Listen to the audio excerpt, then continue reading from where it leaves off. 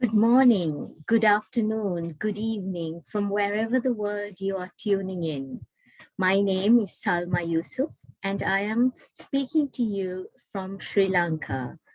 I live in the commercial capital of the country, which is Colombo. Sri Lanka is found in the Indian Ocean at the southern tip of the Indian subcontinent. It is very often called the Pearl of the Indian Ocean. Now that I have introduced you briefly to my country, I would like to tell you a little bit about myself before I embark to share my ideas with you on peace building and reconciliation. I am a child of the war. What does this mean? It means that I was born into the conflict that ravaged Sri Lanka for more than 3 decades. For the first 25 years of my life, all I knew was conflict. And then when the war ended, it was time for peace. I had just finished my master's degree in the UK and was returning to Sri Lanka. And it was time for fresh hope and new beginnings as the war had ended. I'm also from a triple minority background, namely an ethnic, linguistic, and religious minority background. Being a child of the war and from a triple minority background makes me belong to a generation of people from my country who were who are resolved to do everything they can within their power to make sure that there is never a recurrence to war and a return to war in the country. The topic I wish to speak to you about today is planning for peace. What does this mean? It means understanding the role that you have to play in both bringing about peace and also how you benefit from peace once peace arrives and is established eventually. In this context, I would also like to make special mention of the Global Justice Journal for inviting me to speak to you today at this Peace Summit. It is a delightful pleasure to be able to speak to thousands and thousands of people tuning in from all over the world to discuss the Cameroon conflict and the hopes for peace and the visions for tomorrow. Getting back to the topic, I would like to say that peace and reconciliation is a whole of government effort. It is a whole of society effort. What does this mean? It means that all elements of government and all branches of government and all sections of government need to be involved in peace building and reconciliation efforts.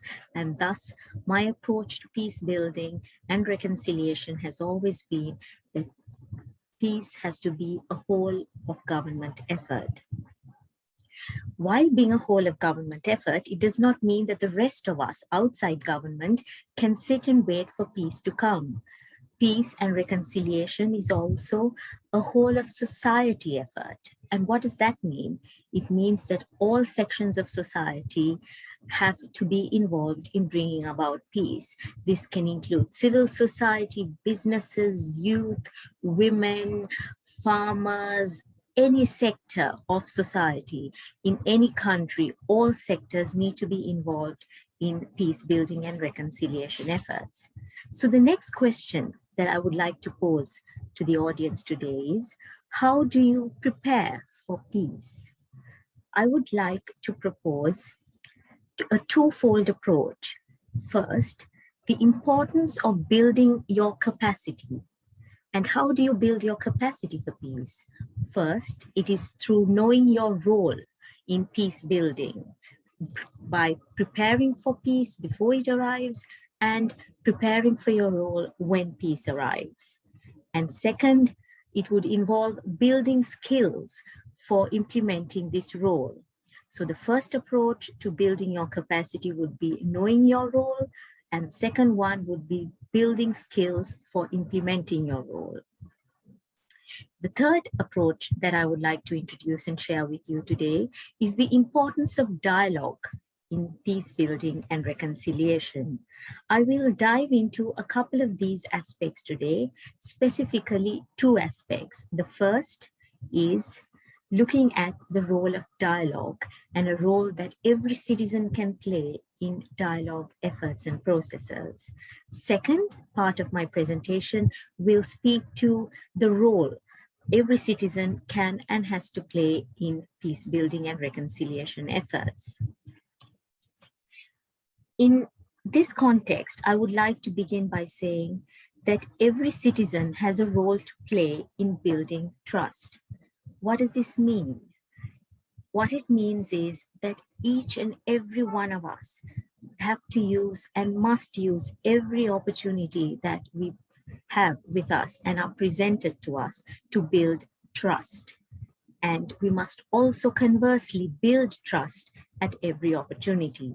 So this can be in schools, in universities, in business places, in marketplaces, with your neighbors, with your family, in individual everyday interactions. So we must never lose any opportunity to build trust between people, and we must also conversely build trust at every opportunity. Why is trust so important, you may ask? Well, trust is the hallmark of relationships, and relationships are critical for building peace. Whatever you do or do not do, my request to you is never do anything to jeopardize trust. Because when you jeopardize trust between people, between societies, between communities, you jeopardize the prospect and the possibility of peace in the first place. Moving on to the next segment of my presentation, I would like to share in this context a few emerging ideas from the global context that can be inspiration and creatively and innovatively used to foster pluralism and peaceful coexistence in our societies. These are initiatives that you can draw on from your own work in Cameroon too. First initiative I would like to talk about is the United Nations Dialogue Among Civilizations project. The year 2001 was declared as the International Year of Dialogue Among Civilizations, which was a logical sequel to the celebration in 2000 of the International Year for the Culture of Peace.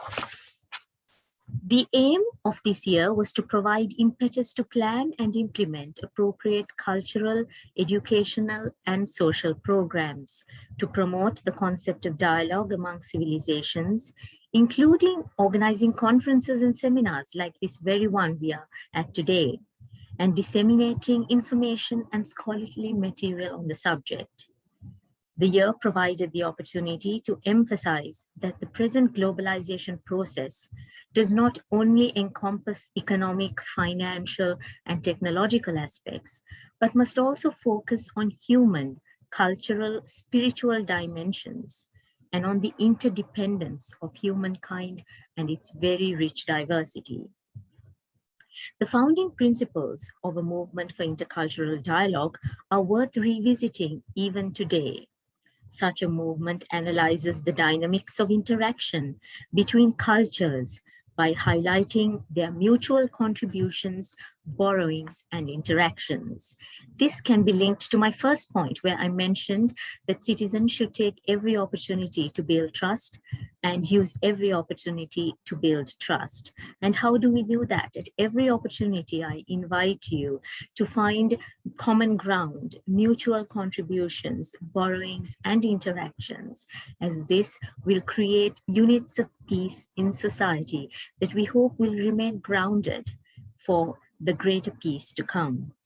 The aim of this movement was to acquire a better understanding of the long-term processes that are the mainspring of the memory of the peoples.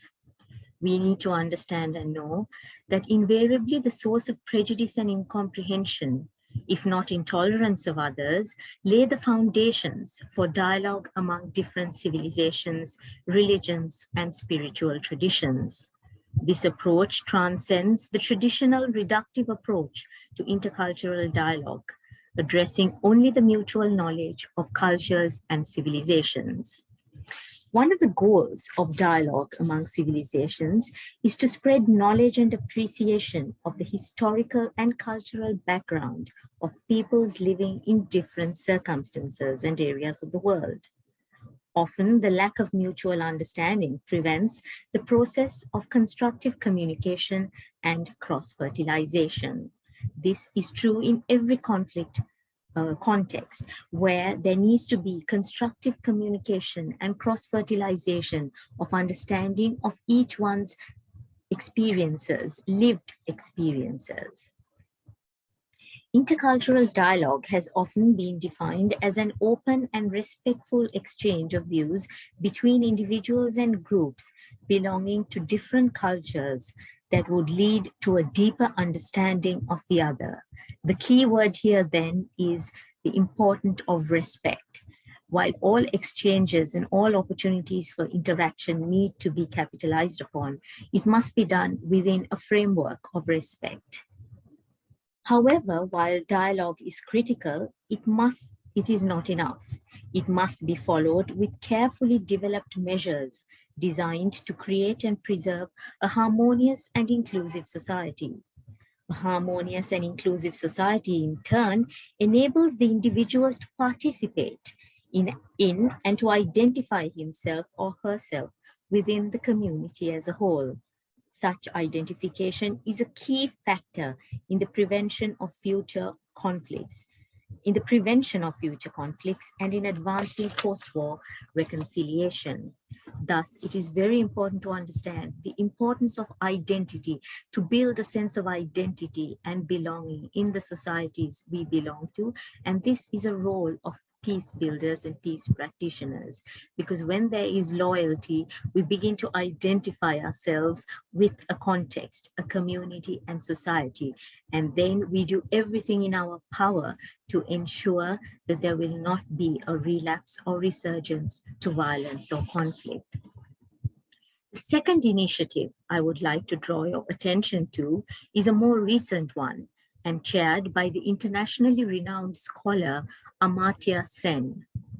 The Commonwealth Commission of Respect and Understanding, which was constituted in 2005, produced a report in 2007 called The Civil Paths to Peace. I myself have been very involved in follow-up implementation activities of this report. It is a fabulous report, and I would recommend anyone who can get their hands on it to please do so. The report and its recommendations have thus far, and unfortunately, spent more time on the shelf than in governance programs. This is a pity and must be changed. Therefore, I would like to take the opportunity today to call on all of you to revisit the deliberations of 11 thought leaders who drafted this report. I believe the insights and practical ways forward will be inspirational to building pluralism and peace in Cameroon and beyond. I share with you three particular aspects of the report that flew out of the pages, as it were, and struck me instantly. First was the need for new thinking about conflicts in the world. We need to reframe conflicts that we are working on and that we are suffering from. I would like to add here that we need to channel our creative energies and innovation into finding solutions to traditional and non-traditional threats and causes of conflict. This I believe to be the only way forward in an ever-changing globalized world. Second, and often missed in the discourse of conflict and peace, is for us to understand the connection between poverty and inequality. Hence, we must not overlook the larger issues which have the potential to perpetuate and exacerbate conflicts and tensions between people and communities. And such tensions can be exacerbated by a context of poverty. So addressing poverty is imperative to creating an enabling environment for peace. The third aspect of this report that applies to all countries suffering from conflict is how the history of the world matters to contemporary problems. Thus, we must understand how past maltreatment and humiliation can last for a very long time. The civil paths to peace must therefore include addressing the past as well as present humiliations. When the confrontational perceptions are exaggerated by confusion or magnified through instigation, these misapprehensions should still have to be addressed. But I must add, and I must emphasize, that these must be addressed through civil means and not through violent means, with good use of discussion, open scrutiny, and a willingness on the part of others to listen, listen, and listen. The outcomes of these changes would have to be periodically evaluated in a systematic way, since complex and long-standing problems are not easily eradicated. Civil paths to peace, the Commission argues, are important and can be very effective.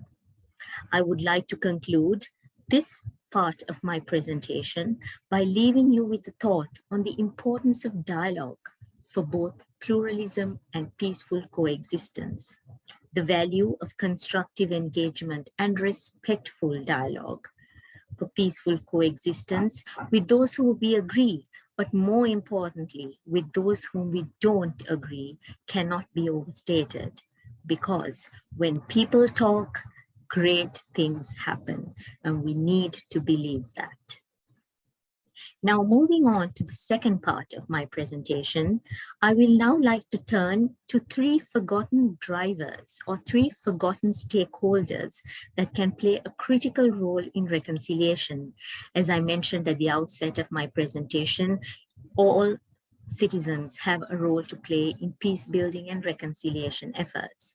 Further, as I mentioned at the outset, reconciliation and peace building is not the prerogative of one section of government or one section of society. It is a whole of society effort and a whole of government effort. However, I have found in my work and in my journey through conflict and peace that there are three drivers or three stakeholders in societies who are often not utilized to the extent they can in fostering peace and reconciliation. So in this presentation, I would like to speak about these three specific stakeholder groups. And it does not mean that the other groups are less important, but the reason I highlight them today is because they are oft neglected or they are not capitalized to the extent that they can play in fostering peace and reconciliation. I would like to highlight for you to consider today in the context of Cameroon and the world beyond. The first is the role that youth can play in reconciliation must be considered. The Global Justice Journal has done wonderful work in initiating what the role of youth can play and how youth can play a role in reconciliation and peace building efforts. I would like to explore this a little bit more, me being a member of the youth in my country, working through peace and conflict as well. I would suggest, and I would propose today, that it would be useful to consider a national strategy for youth engagement in reconciliation. Increased investment in the country's most potent social capital, namely youth, must become imperative in post-war efforts at development and reconciliation and peace building. This is what we found in our country too.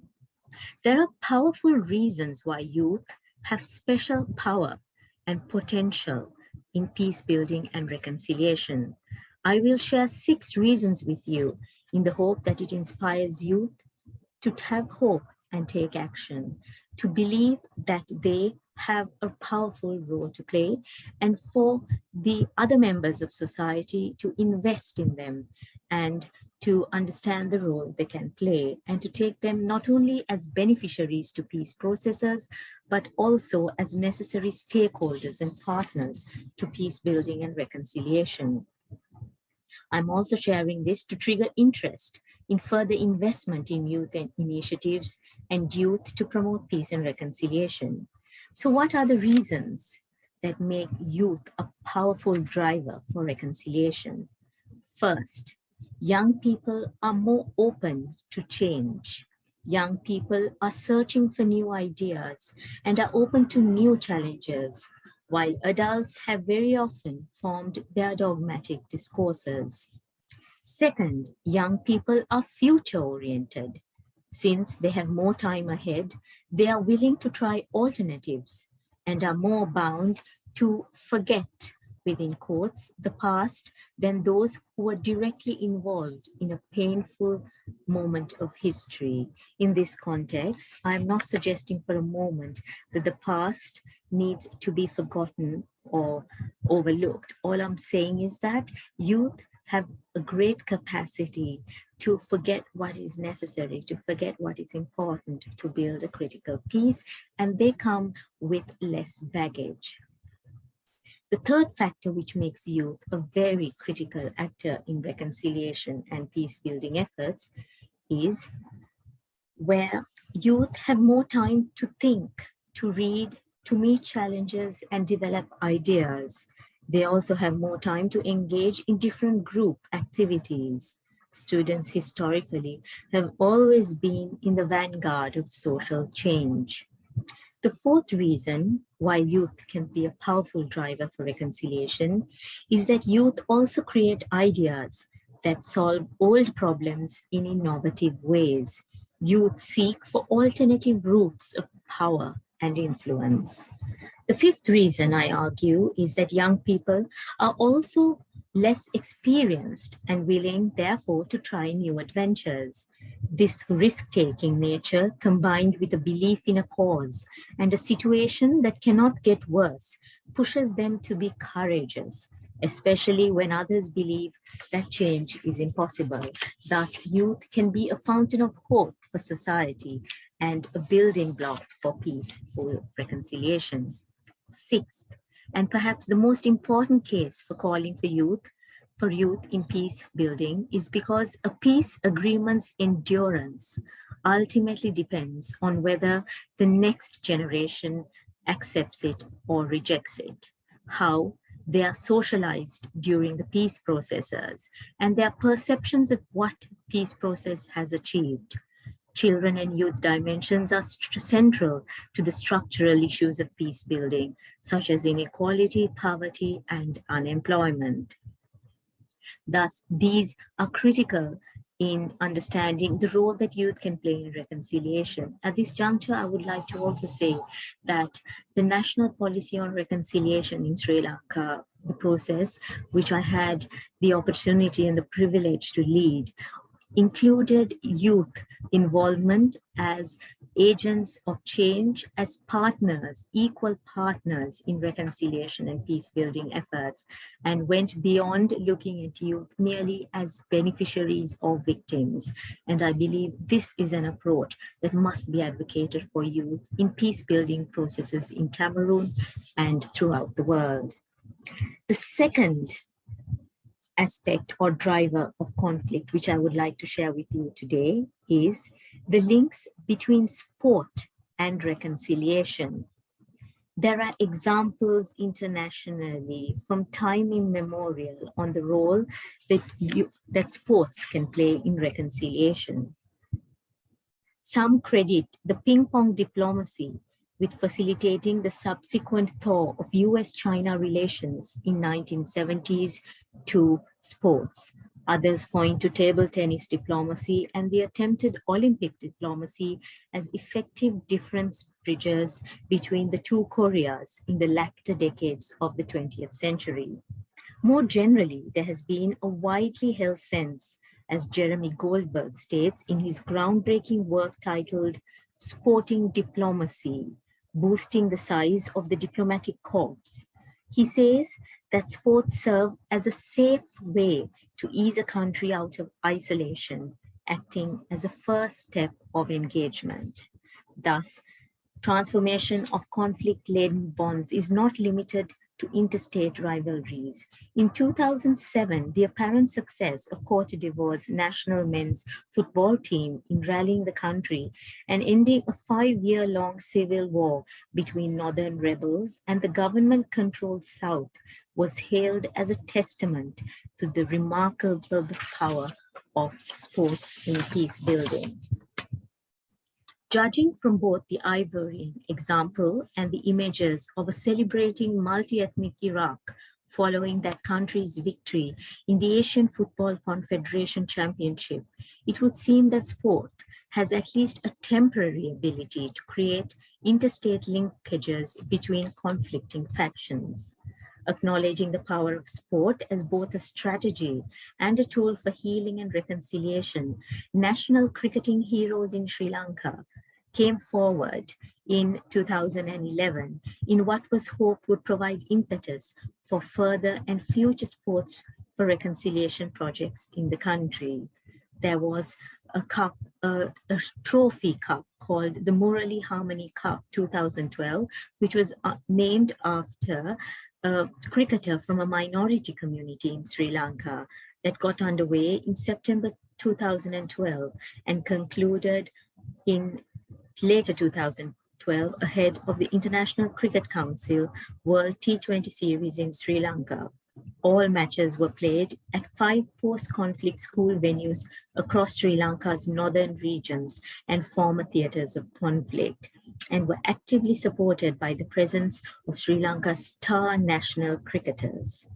An example of such is also seen in the recent work of the Department of Sport and Recreation of the Government of Western Australia, which is the lead agency responsible for putting into practice government policy and initiatives relating to sport and reconciliation. Accordingly, this department initiated a reconciliation action plan, which specifically supports the development of a diverse sport and recreation system that encourages participation, develops talent, and contributes to the health and well-being of marginalized communities and people with the intent of contributing to reconciliation in the country. This has inspired countries all over the world, and my invitation to you today is to let it inspire you to consider which sports, which cricketing champions, or which sporting champions and which sporting heroes can be called on to unify societies and the communities and the groups in Cameroon. The third and final sector which I would like to highlight for its role in promoting peace and reconciliation is the role of the private sector and businesses in promoting reconciliation and peace. It is very often thought and considered that peace building is for a humanitarian sector only. However, the business and profit sector is also critical in building peace and reconciliation. It is very often considered that peace is the prerogative of the not-for-profit sector. However, I would like to invite you to consider how in Sri Lanka, there was a national momentum, I beg your pardon, to raise awareness on the need to develop the social conscience of the private sector following the conclusion of the 3-decade war that ravaged the country. In this context, what was required is a more reprioritizing of the national agenda in the post-war situation to socio-economic and political aims in the country. What must be recommended for the private sector is the adoption of investment in 4 areas as critical to a strategy for contributing to reconciliation and peace building in conflict contexts, including in Cameroon. First would be an investment of the private sector in livelihood and income generating activities. Second would be the investment in training and empowerment through capacity building in soft skills, including those that increase innovation, entrepreneurship, and employability. Third, there is a need to engage directly with individuals and communities in war-affected regions of the country. And finally, to ensure that all endeavors taken embrace the vision of preventing economic stagnation which has been at the root of most political conflicts. And in this context, I would like to say that investment in income generating activities, livelihood activities, training activities, employability, and so forth, while being the first step and critical, it will not be successful if it is not combined with an enabling environment which connects such individuals with the opportunities for employment and with opportunities that are available for them to implement and make use of these skills and capacities. Having considered these three areas of stakeholders that are critical to building reconciliation and peace building efforts, and I hope that has inspired you to rethink the different roles that these stakeholders can play. And I invite you to think creatively and innovatively of other groups and societies who do not to date take an active role, or who take a less active role, to step up, to step forward, and to do their part. I will now move to the concluding reflections in my presentation that I would like to leave you with today to inspire both further thought and action. Remember, whenever you build peace, or the units of peace I mentioned in the beginning of the presentation, through everyday interaction, through every opportunity of peace and trust you have built, remember to do everything you can to amplify that message and voice for peace. In this context, I will share an example with you. In post-war Sri Lanka, I had the privilege of organizing an initiative which brought women from different parts of the country to the former theater of conflict in the northern part of the country. And the women who were brought together were able to discuss their experiences and lived experiences, and the common and lived experiences and the shared humanity which they realized that they had experienced despite the background, the rule, and the ethnicity or the religious linguistic community they came from, bridged divides and built consensus between them. And once we finished this summit, what we did was we developed a memorandum, which was an outcome of the seminar and summit. And then we took this document and we brought it to the capital. We shared it with members of parliament. The media spoke about it. I spoke about it at a Women's Day event in civil society. We published it further. And this is just an example of how every unit and building block of peace needs to be amplified and rectified. So let not just a success story or a unit of peace which remains in the society stay stagnant. Let it move, let it snowball, let it inspire, and let it take root by creating greater momentum. I would like to reiterate again what I said at the beginning, that every citizen has a role to play in building peace, and that peace is possible if you take on that role. And in this context, I would like to remind you to use every opportunity to build trust, and to build trust at every opportunity. And while in building trust, I would like to say to always keep the hope that peace is possible. Never stop dreaming and believing that a world of peace and another world is possible, a world where each and everyone's dreams are met, and everyone will be able to live the life they want, and everyone in every country will be able to live with peace, with dignity and respect.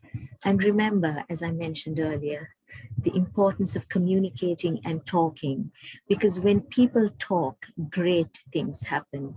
When people listen, they understand. When they understand, they empathize. When they empathize, they build bridges and they reach out. And that is eventually how people realize that their humanity is shared, that their destinies are intertwined. And therein lies the hallmark and the breakthrough for all peace and reconciliation processes. And finally, I would like to invite you in my closing statement at this summit today to take the next step in the direction of peace. I would like to ask you to have the courage, the tenacity, and the boldness to take one step. I'm asking you to take only one step after the conference in the direction of peace. Just imagine if the 20,000 people who are tuning into this conference today take the next step, take just one step towards building peace in their community, in their country, what the result would be. It can certainly look a better place for everyone. I recall the words of Plato, the great Greek philosopher, who said, "The beginning is the most important part of any work." And that is why I ask you and call and invite you to take the very first step towards peace. My ask of you is to take this first step, and while doing so, never stop dreaming, never stop believing. Never stop dreaming, never stop believing.